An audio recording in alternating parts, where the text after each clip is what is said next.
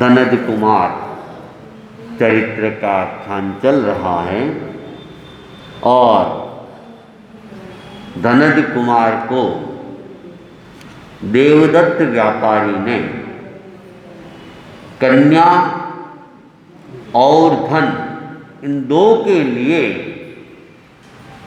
समुद्र के अंदर धक्का दे दिया था और उसके बाद में वह कन्या खूब रोई चिल्लाई कि अब मेरा कौन सहारा है। तब देवदत्त व्यापारी कहता है कि तुम घबराओ मत, धीरज रखो और मैं तुम्हारा सहारा हूँ। और वो अपनी प्रशंसा भी कर रहा है कि मैं रूपवान भी हूँ, मेरे पास पैसा भी बहुत है और मैं कुलवान भी हूँ और तुम मुझे अपना लो। जब ऐसी बातें कन्या ने सुनी तो कन्या ने उसको खूब फटकारा है, ललकारा है, धिक्कारा है, लेकिन फिर भी उस कामी पुरुष के मन में शर्म नहीं आई और उसने कहा मैं बलात्कार करूँगा और अपना काम सिद्ध करूँगा। तो इस प्रकार वह पापी अपने उद्देश्य की पूर्ति के लिए कदम को आगे बढ़ाता है।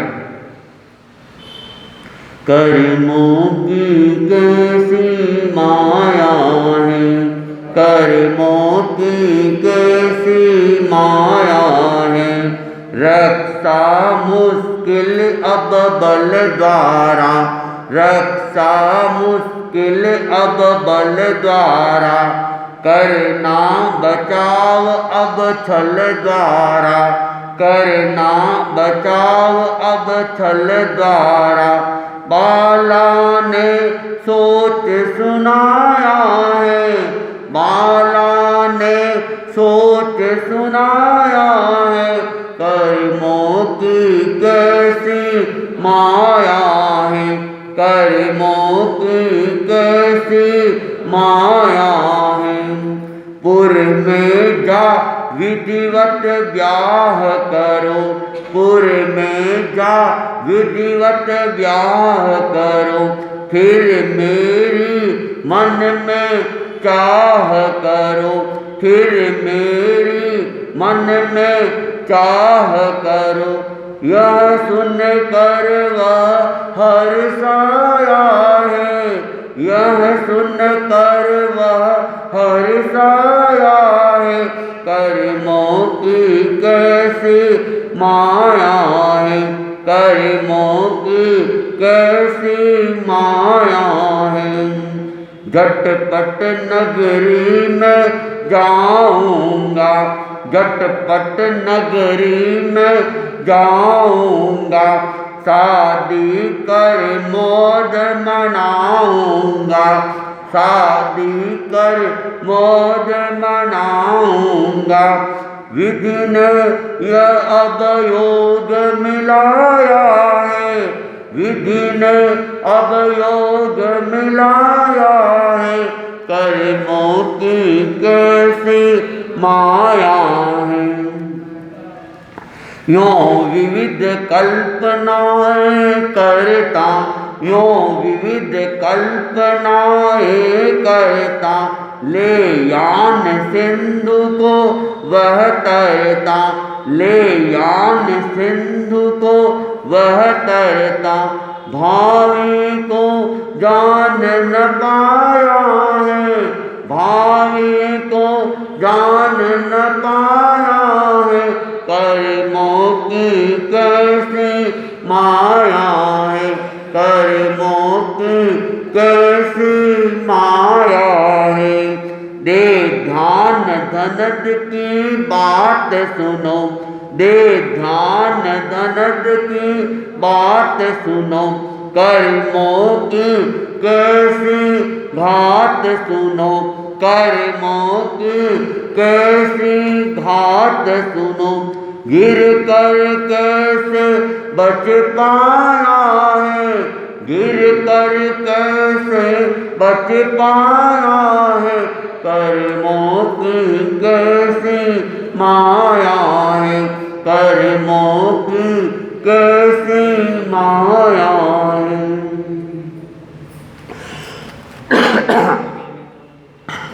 तो वह देवदत्त व्यापारी वह अब बलात्कार करने के लिए तत्पर हो गया।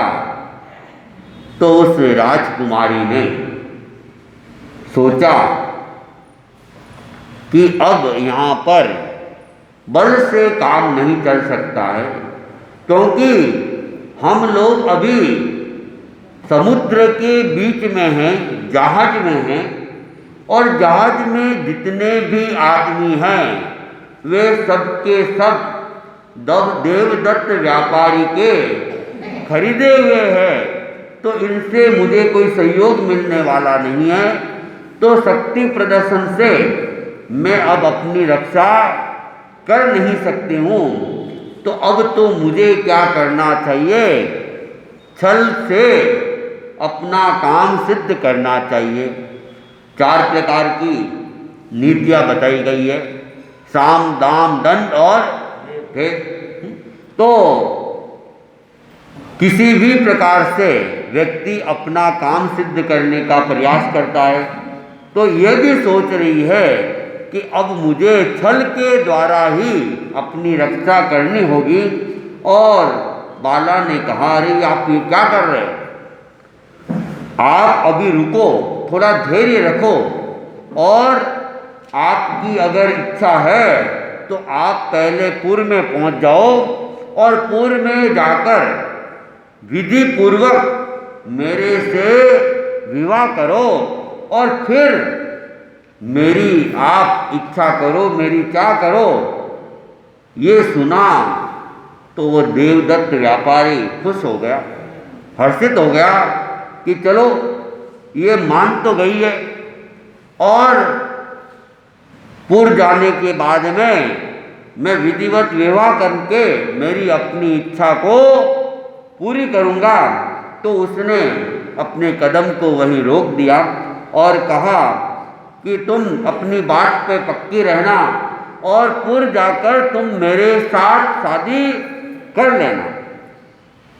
ये बात कह के अब वह देवदत्त व्यापारी वह कल्पना करने लगता है कि अब तो मैं झटपट में क्या करूँगा, पूर्व पहुँचूँगा, अपने नगर पहुँचूँगा, और वहाँ पे मैं इस राजकुमारी के साथ में धूमधाम के साथ में विवाह करूँगा। और विधि ने भी एक अच्छा योग मेरे साथ मिला दिया। मेरा भाग्य कितना अच्छा है, मेरी किस्मत कितनी अच्छी है कि अचानक ही ऐसी सुंदर कन्या का योग जंगल के अंदर कर दिया, और अब तो मेरा भाग्य खुलने वाला है। इस प्रकार की वह कल्पना कर रहा है। और जो जहाज था उस जहाज की गति को भी वह बढ़ा देता है कि जल्दी से जल्दी अब नगर पे पहुंचना है। जितना जहाज तेज चल सकता हो उतना इस जहाज को तेज चलाओ।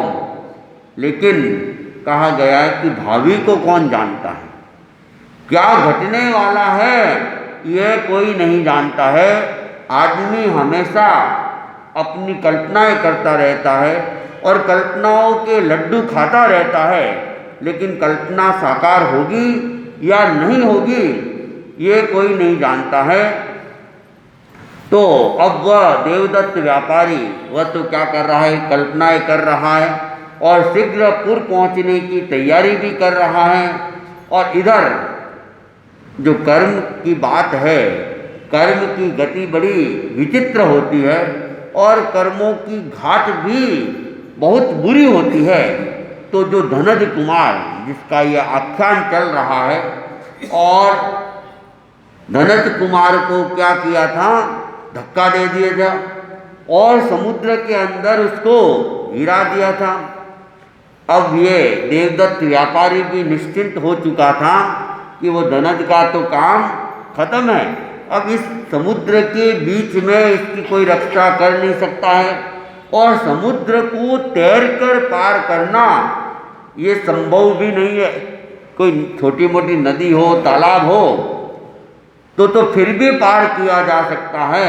लेकिन विशाल समुद्र को तैर के पार करना संभव नहीं हो सकता है। इसलिए तो धनत तो अब खत्म ही समझो, ये चिंतन वह कर रहा था।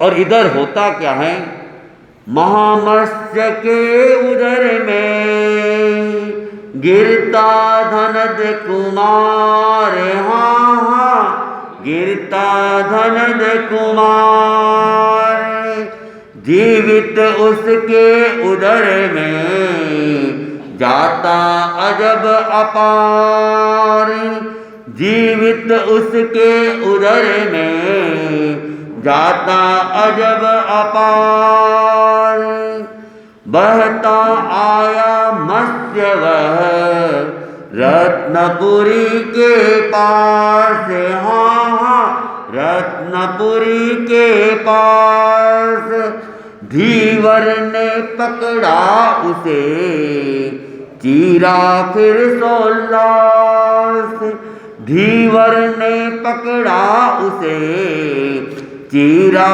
फिर सोल्लास, मत्स्य उदर से निकलता मानव यह साकार, हाँ हाँ मानव यह साकार, नृप को ला दिखला रहा होता चित्रकार, नृप को ला दिखला रहा होता चित्रकार।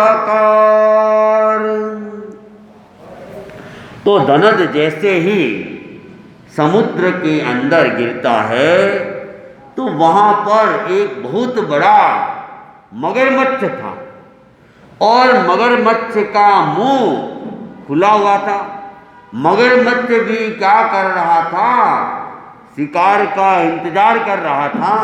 तो वह मुंह खोल के वहां पे उपस्थित था और जैसे ही धनज को धक्का दिया गया, धनज समुद्र में गिरता है और संभलने की कोशिश करता है, लेकिन धक्का बहुत ही जोर का लगा हुआ था तो संभलता नहीं और वो गुलेटियां खाता है और खाते खाते सीधे ही मगरमच्छ के मुंह में चला जाता है और झटके के साथ जाता है। तो मगरमच्छ को चबाने का भी अवसर नहीं मिला और वह जीवित ही मगरमच्छ के पेट के अंदर चला जाता। अब वह मगरमच्छ के पेट के अंदर चला गया। मगरमच्छ ने क्या देखा, शिकार आ गया मुंह में, लेकिन शिकार तो मुंह में टिका नहीं, पेट में चला गया और मगरमच्छ ने अपना मुंह बंद कर लिया और मगरमच्छ फिर बहता बहता वो तरता तरता कहाँ जाता है, रत्नपुरी नगरी के किनारे पर वह आ जाता है। मगरमच्छ वगैरह तो तैरते ही रहते, कभी किनारे पे, कभी बीच में, कभी गहराई के अंदर।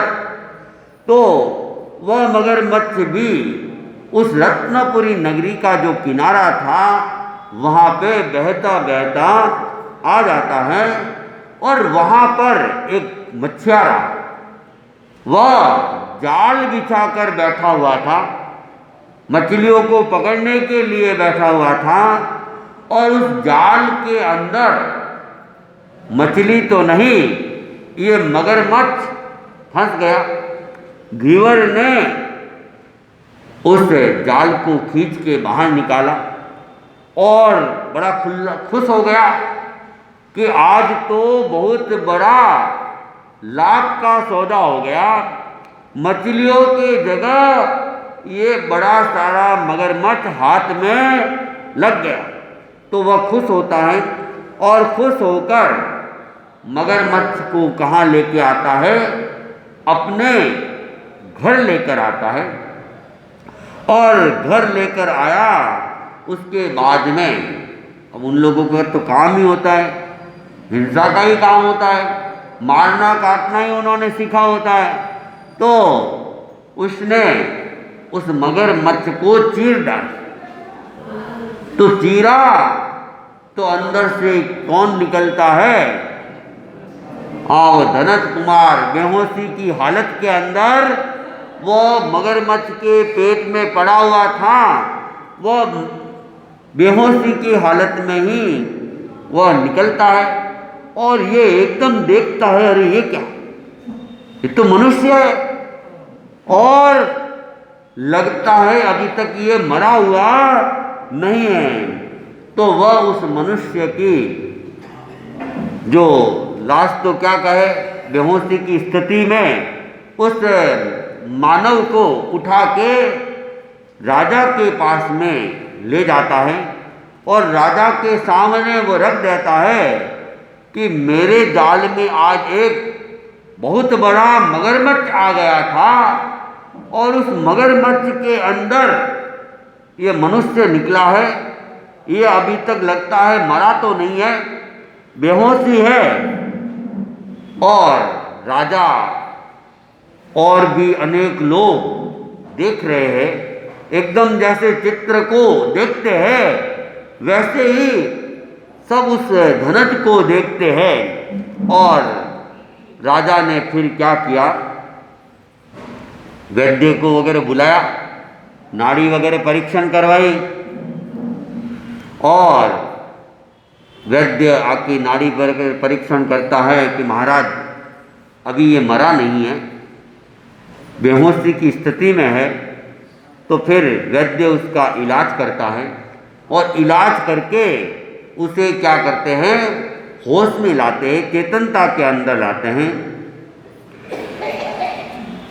पाता जब वह होश है, पूछी नृप ने बात, हाँ पूछी नृप ने बात, कौन अरे कैसे गिरा मत्स्य उदर में भ्रात, कौन अरे कैसे गिरा मत्स्य उदर में भ्रात, नौका पर चढ़ जा रहा करने में व्यापार, हाँ करने में व्यापार, सहसा नौका टूटती गिरता में मझधार, सहसा नौका टूटती गिरता में मझधार, राजा रखता पास है देमस्योदर नाम, हाँ देमस्योदर नाम, अभ्यागत को पान दो सौंपा है यह काम, अभ्यागत को पान दो सौंपा है यह काम।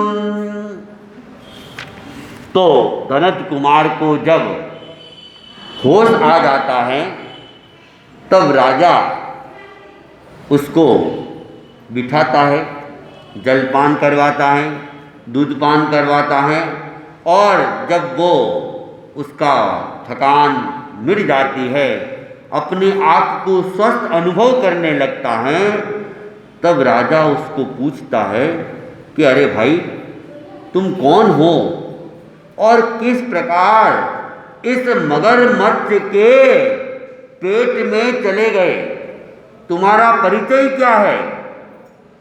तब धनत कुमार, उसकी बुद्धि उस समय भी ठीक थी, बेहोशी के बावजूद उसकी स्मृति गई नहीं थी और उसे सारा घटनाक्रम याद आ गया कि मुझे क्या किया था, धक्का दिया था देवदत्त व्यापारी ने और मैं समुद्र में गिर गया था और फिर मगरमच्छ के पेट में चला गया।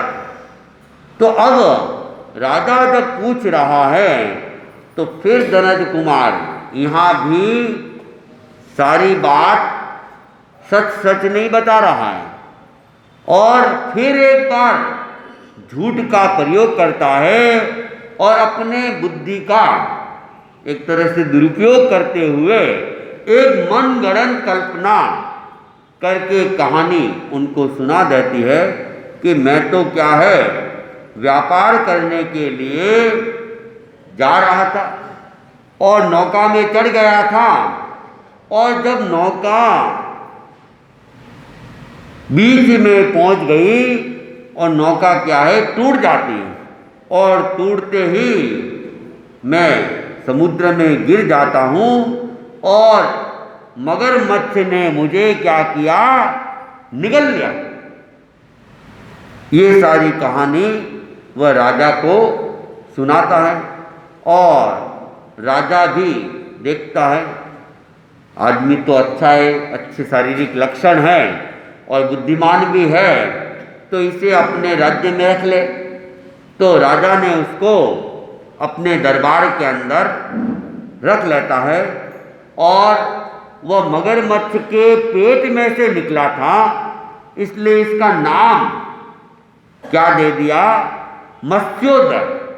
मत्स्य के उदर से निकलने वाला मत्स्योदर, तो ये उसका नाम रख लिया मत्स्योदर, और उसको काम दिया, नाम के साथ काम भी दिया कि तुम क्या करो, दरबार में रोज बैठो, और दरबार में अनेक अनेक लोग आते हैं, और जिसके ऊपर मैं खुश हो जाऊं और जिसके लिए मैं कहूं उसे तुम क्या करो, पान दे दिया करो। पुराने समय में राज दरबार के अंदर पान देने की भी एक परंपरा थी, और पान हर किसी को नहीं दिया जाता था। हालांकि पान का मूल्य तो कोई ज़्यादा नहीं है, लेकिन पान देना भी एक सम्मान का सूचक होता था कि राजा ने किसी को पान दिलाया है तो वह अपने आप में सम्मान्य है। हम लोग भी देखते थे, जब छोटे थे, शादी ब्याहों में जाते थे, तो पुराने समय में जो बाराती होते थे, तो बारातियों को भी सम्मान स्वरूप पान दिए जाते थे। तो पान देना एक सम्मान का सूचक था। तो राजा ने कहा कि यहाँ अनेक लोग बाहर से भी आते हैं, और जिसके ऊपर मैं खुश हो जाऊं और जिसका मैं सम्मान करना चाहूं उसको तुम क्या करो, पान दे दिया करो, ये तुम्हारा काम रहेगा। तो वो मत्स्योदर धनज कुमार वह अब राजा के, रत्नपुरी के राजा के दरबार में रहने लगा, और जो कोई भी आता, राजा जहाँ इशारा करते, राजा जहाँ संकेत करते, वहाँ उनको वह पान देने का काम करते। कर्मों की कैसी माया है, कर्मों की कैसी माया है, यों स्थान सभा में पा करके, यों स्थान सभा में पा करके, निज मन की बात छिपा करके, निज मन की बात छिपा करके, जो तो कुछ समय बिताया है, जो तो कुछ समय बिताया है, कर्मों की कैसी माया है, कर्मों की कैसी माया है। पत्नी को जब जब याद करे, पत्नी को जब जब याद करे, मन में तब घोर विषाद करे, मन में तब घोर विषाद भरे, धीरज से मन समझाया है, धीरज से मन समझाया है, कर्मों की कैसी माया है, कर्मों की कैसी माया है। पीछे की भी अब कथा सुनो, पीछे की भी अब कथा सुनो, विश्वासघात की व्यथा सुनो, विश्वासघात की व्यथा सुनो, कर कपट कौन सुख पाया है, कर कपट कौन सुख पाया है, कर्मों की कैसी माया है, कर्मों की कैसी माया है। अब धनज कुमार को एक राजसभा के अंदर सम्मानित स्थान मिल गया, और सम्मानित स्थान मिलने के कारण से वह खुश था, और वो वहाँ पे रह रहा था, लेकिन उसके जो मन की बात थी, वो मन की बात वो किसी को बताता नहीं था। अपना राज वो किसी को भी नहीं बताता था, राजा को भी नहीं बताया। और वहाँ पे अनेक लोग, दरबारी लोग मित्र भी बन गए, परिचित भी हो गए, लेकिन उसके बावजूद वह अपने राज को राज ही रख रहा था, अपने मन की बात को मन में ही रखे हुए था। और जैसे तैसे अब वो क्या कर रहा था, टाइम पास कर रहा था, समय निकाल रहा था। और साथ साथ में उसे अब क्या है, बार बार जब तक खाली होता तो पत्नी की याद आने लग जाती, और पत्नी की याद आती तो उसको भयंकर दुख भी होने लगता, वेदना भी होने लगते। और वो सोचता रहता कि पता नहीं मेरी पत्नी का क्या हुआ होगा, क्योंकि मुझे तो इन लोगों ने एक षड्यंत्र के द्वारा धक्का दे दिया। तो धक्का दिया है, मारा है, मारने का उनका उद्देश्य था, तो हो न हो उनके उद्देश्य के पीछे कारण क्या रहा होगा, एक तो मेरा धन और एक मेरी पत्नी। और उन दोनों के कारण से इन लोगों ने षड्यंत्र पूर्वक मुझे धक्का देकर मारने का प्रयास किया है। तो पता नहीं मेरी पत्नी का क्या होगा होगा। धन की तो धनत को ज़्यादा वैसे चिंता नहीं थी, क्योंकि धनत वैसे संतोषी जीव था। और सोने की ईंटें भी आई थी, वो भी चली गई थी, उसकी भी उसने ज़्यादा चिंता नहीं की। और रत्न आए, वह भी चले गए, उसकी भी उसको चिंता नहीं थी। लेकिन जो उसका विवाह हो गया था, उसकी पत्नी थी, उसकी उसको याद आ रही थी, और उसको याद कर करके वह दुखी हो रहा था। और फिर धार्मिक व्यक्ति था, तो वो सोचता चलो जो हुआ हुआ, कर्म ऐसे ही थे और कर्मों की गति विचित्र होती है। इस प्रकार अपने आप को वह समझाता रहता और दरबार में कुछ समय अपना निकाल देता।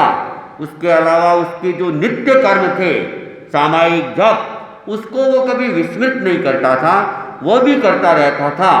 तो इस प्रकार उसका जीवन अब चल रहा है। और अब पीछे जो कुछ हुआ था, पीछे क्या हुआ था, धनत कुमार के साथ क्या हुआ था,